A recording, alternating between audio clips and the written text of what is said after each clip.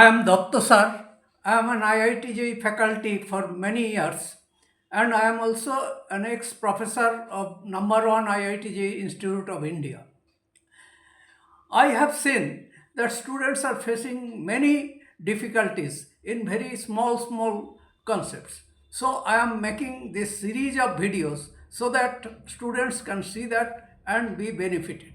If you are benefited by this video, please like this video and share the video as much as you can. And since I will be making this type of videos on a regular basis, please subscribe to this channel also and press the bell icon. Also, I would request you to make your comments and let me know what type of concepts you want. Then I will come with that video. So, today's concept is vector resolution. We know that we have to learn vector to start physics.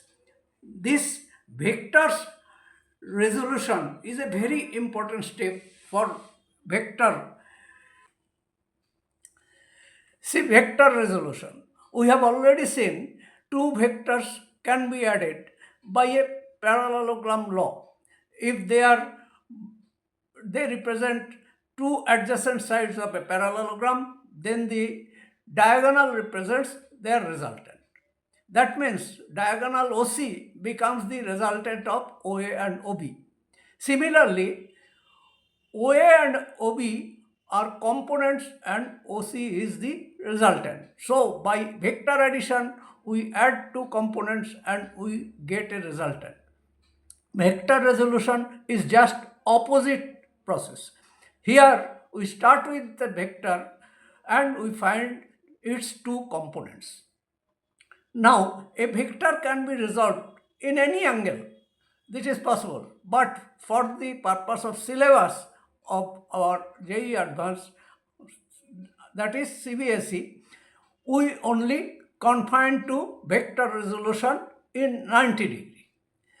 So, what we do is, we resolve the vector along in any direction and in another direction at 90 degree to it, and we call these two directions as x-axis and y-axis and the point of intersection as the origin.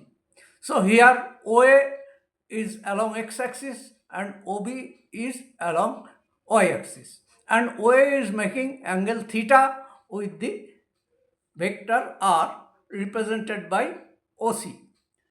Now this vector then R is the resultant and OA and OB are the components. So to break R into OA and OB is nothing but vector resolution.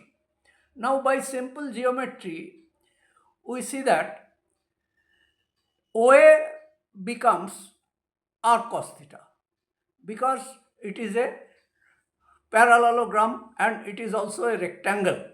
So in that case, OA becomes R cos theta and OB becomes R sin theta. Now, so any vector can be represented like this. R vector is equal to R into R cap, which means R is the magnitude of the vector, R cap is the unit vector, means that gives direction. So OA is R cos theta. That means R cos theta is the magnitude of the vector along x-axis and it has a unit vector in the direction of x, and we call that in unit vector as I vector. So we write OA vector as R cos theta into I vector and we call it x vector. So x vector becomes one component given by R cos theta I. Similarly, y vector along the y-axis is given by r sin theta into OB unit vector, which is called j vector. That means r cos theta is the vector which is adjacent to theta, and the other vector is given by r sin theta. So r cos theta and r sin theta are the magnitudes of two components of the vector r. So when we add them geometrically, what we get? We get cos theta whole square plus r sin theta whole square. That means r equal to x square plus y square if x and y are the magnitude of the components. So x vector is x into I cap. So x becomes r cos theta, and y vector is y into j cap, y becomes r sin theta. And geometrically also we get cos theta equal to x by r and sin theta equal to y by r. So this is all about vector resolution in mutually perpendicular directions. We have to resolve so many vectors in our practical situation, and that's why this is a very important, although preliminary, this is a very important process in vector. So this was the topic today. I hope it is clear to you. I will come with another topic in my next video.